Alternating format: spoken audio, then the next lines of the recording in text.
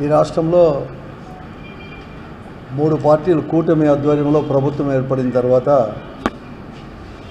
Telugu Desam party వారు కడపలో మహానాడు కూడా నిర్వహించుకోవడం జరిగింది 3 రోజుల పాటు కూడా. దాన్ని 3 రోజులు కూడా జరిగిన తీరు కానీ అక్కడ వారి ప్రసంగాలు వింటే కేవలం ఆత్మస్తుతి పరనింద తప్ప మరొకటి ఒక్కటి కూడా లేదు.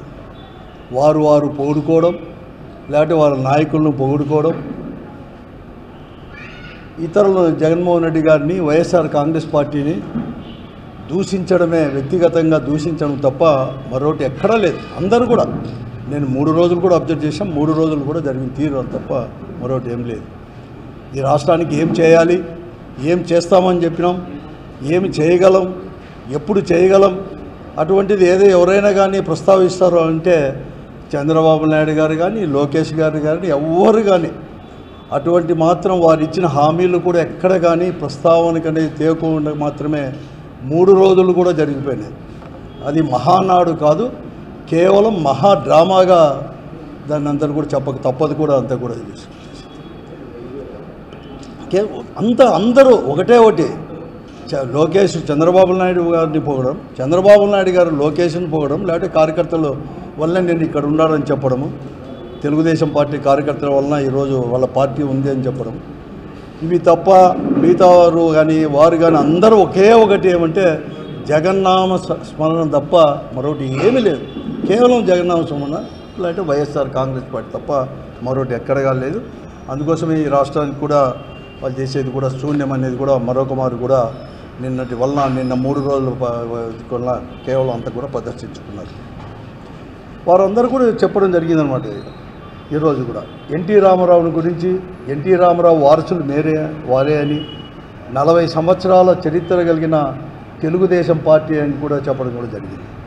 నాకు అంతకంటే ఆశ్చర్యకరమైనది ఏమంటే ఎన్టీ రామారావు చేత ఒక ఏఐ అంటే ఆర్టిఫిషియల్ ఇంటెలిజెన్స్ని కూడా వాళ్ళు పెట్టేసి ఎన్టీ రామారావు టోన్తో మాట్లాడించడం, చంద్రబాబు నాయుడు గారిని పొగడడం, తెలుగుదేశం పార్టీని లోకేష్ గారిని ఆస్వాదించడం, అది సోషల్ మీడియాలో వైరల్ కావడం చాలా ఆశ్చర్యమైంది. అదంతా కూడా అతని చివరి దశ అతని చివరి దశలో అతను నుంచి ఎన్టీ రామారావు గారిని దించేసిన తర్వాత అతను మాట్లాడిన మాటలేమి, అవేమన్నా మాటలు ఏమైనా చెప్పించింటే ఏదో వాస్తవాలు చెప్తా అన్నారప్ప అని కూడా చెప్పుకోవచ్చు. అసలు నాకే అనిపించేసింది అసలు వారు సిగ్గుందా లేదా అని కూడా నాకు అనిపించింది. ఎన్టీ రామారావు గారిని దించిన తర్వాత ఎన్టీ రామారావు గారు పైనే చంద్రబాబు నాయుడు గారి యొక్క నాయకత్వంలో చెప్పులు కూడా విసిరిన తర్వాత ఎన్టీ రామారావుని చంద్రబాబు నాయుడు గారి నాయకత్వంలో ఉండే తెలుగుదేశం పార్టీ నిజమైన పార్టీ అని చెప్పి సస్పెండ్ చేయడం జరిగింది. అసలు ఎన్టీ రామారావును మళ్ళీ సస్పెండ్ చేసి ఎప్పుడు చేర్చుకున్నారు, అతను బతికుండగానే.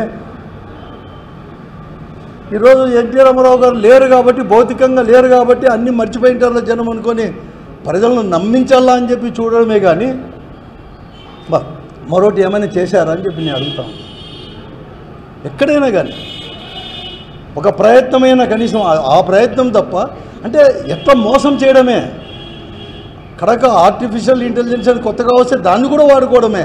అంటే మోసం చేయడానికి ఎక్కడికైనా కానీ వెనుకాడు అని చెప్పి మరొక మారు కూడా నిన్న నిరూపించుకున్నారు. మహానాడు అన్ని 3 రోజులు అన్ని కూడా పరిశీలిస్తే కూడా ఈరోజు ఒక వాగ్దానమైనా మళ్ళీ కూడా మేము ఇప్పుడు చేస్తామో చేయలేమని చెప్పాడా. సూపర్ 6 అని కూడా హామీలు ఇచ్చారు కదా. ఆ సూపర్ 6 హామీల గురించి ఎక్కడైనా కానీ ప్రస్తావించారా? మేము పెన్షన్ ఒకటి మాత్రం ఇస్తున్నారు కాబట్టి పెన్షన్ గురించి మాట్లాడాడు తప్ప అది కూడా తప్పే. 64 లక్షలకు పైబడి అన్నారు. 65 లక్షలు ఆయన ముఖ్యమంత్రి ప్రమాణ స్వీకారం చేసేటప్పటికీ జగన్మోహన్ రెడ్డి గారి ప్రభుత్వం అనేది కూడా జగన్మోహన్ రెడ్డి గారు ముఖ్యమంత్రిగా దిగిపోయేటప్పటికి 65 లక్షలకు పైబడి కూడా పెన్షన్లు ఇచ్చేవాడు ఆ ప్రభుత్వం కూడా, వైఎస్ఆర్ కాంగ్రెస్ పార్టీ ప్రభుత్వం. కానీ ఈరోజు 63 లక్షలు ఇచ్చానది. మొన్న 1వ తేదీ కూడా 63 లక్షలు అంటే దాదాపుగా 3 లక్షలు కోత విధించినారు. అది కూడా చెప్పుకోకుండా 64 లక్షలు పైబడి ఇస్తామని కూడా చెప్పడము, ఇవన్నీ చూస్తా అంటే ఇవన్నీ కూడా మోసం చేయాలని చెప్పి ప్రజలను తప్ప మరొకటి కానే కాదు. అదే ఎన్టీ రామారావు గురించి మాట్లాడు, ఇంకా అతనైతే అదేదో పూర్వకాలంలో ఉన్నట్లుగా ఈరోజు లోకేష్ గారు అతను ఏదో ఒక యువరాజు అనుకున్నట్లుగా ఏదో అందుకోసమే 6 శాసనాలు కొత్తగా ఏదో శాసనాలు పదమే లేదు ప్రజాస్వామ్యం వచ్చినాక 6 శాసనాలు ఇచ్చినట్లుగా దాన్ని గేమ్ చేంజర్ అని చెప్పి చంద్రబాబు నాయుడు పోవడము ఇవి తప్ప మరొకటి ఎక్కడా లేదు. ఒకటైతే ఎస్టాబ్లిష్ చేశారు ఈరోజు కూడా. వాళ్ళు చెప్పినట్టు 2 విషయాలు చూస్తే అక్కడ ఏంది వైకుంఠపాలిగా ఉండొద్దండి ప్రజలను అన్నాడు. అంటే ఇంకా కూడా 4 సంవత్సరాల నుంచి వారికి ఇచ్చింది.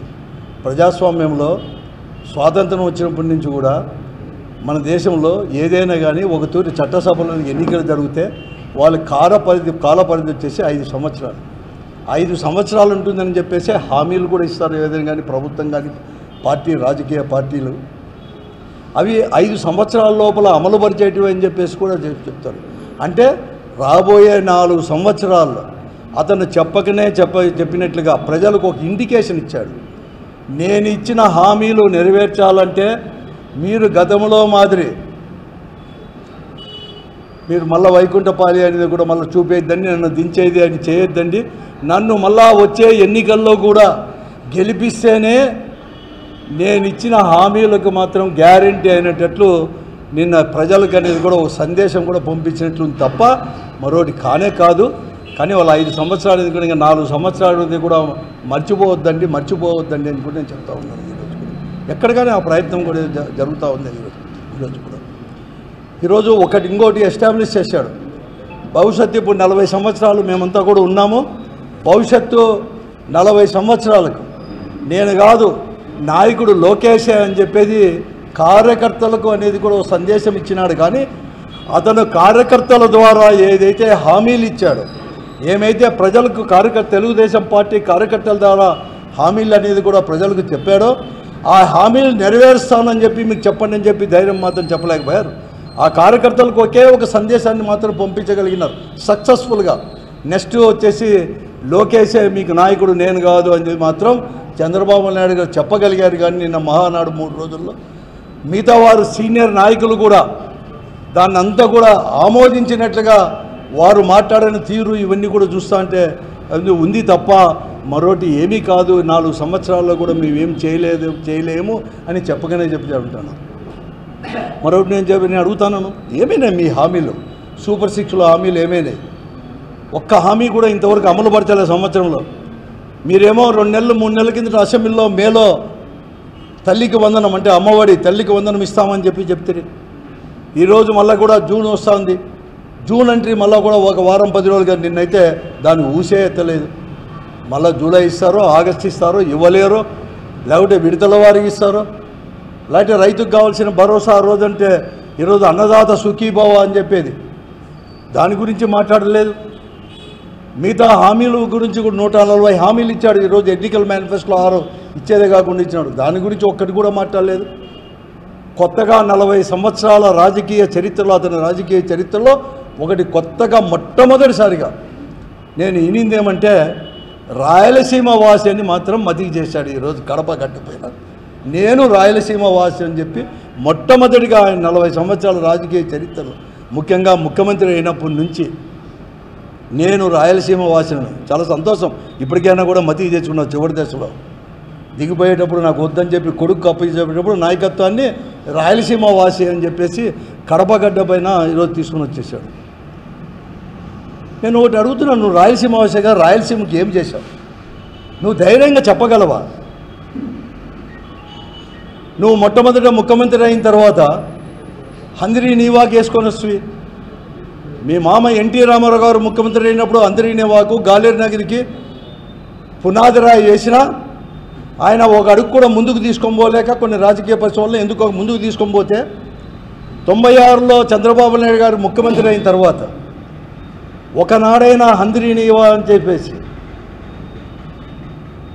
మీరు ఎప్పుడైనా కానీ నీవు ఉన్నవే 2004 వరకు దాదాపుగా 9 సంవత్సరాలకు పైబడి ముఖ్యమంత్రికి సుదీర్ఘంగా ఉన్నవే. అప్పటికే 9 సంవత్సరాలంటే ఎప్పుడు ఎవరు ఏ ముఖ్యమంత్రి ఈ ఆంధ్రప్రదేశ్ ఏర్పడిన తర్వాత ఉమ్మడి రాష్ట్రం తరపున ఉన్నవే రాయలసీమకు చేసిన ఫౌండేషన్ మీ మామ కానీ మీరు వేసిన ఫౌండేషన్ కానీ చంద్రబాబు నాయుడు వేసిన కానీ దాన్ని కనీసం ఒక అడుగైనా 1 కిలోమీటర్ అయినా గాలేరు నగరి కానీ హంద్రీనేవో కానీ ముందుకు తీసుకొని పోయావా అని చెప్పి నేను అడుగుతాను.